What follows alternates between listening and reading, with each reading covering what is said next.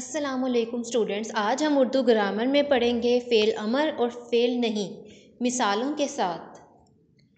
Fail अमर, अमर का मतलब होता है हुक्म देना।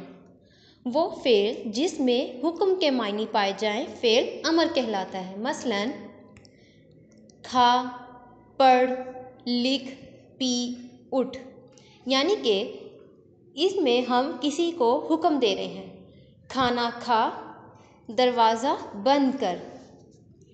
तो ये जो है हुक्म के मायने पाए जा रहे हैं, यानी कि हम किसी को कोई काम करने के लिए हुक्मन कह रहे हैं कि ये दरवाज़ा बंद कर, खाना खा, शोर मत कर। फ़ेल नहीं, नहीं के मायने है रोकना। वो फ़ेल है जिसमें किसी काम करने से रोका जाए या ममानियत के मायने पाए जाएं। मसलन आप ना जाएं, शोर ना कर, मेहनत से जी ना चुराओ, यानी कि इनमें हम किसी काम से मना कर रहे हैं जिसमें ना के मायने पाए जाएं।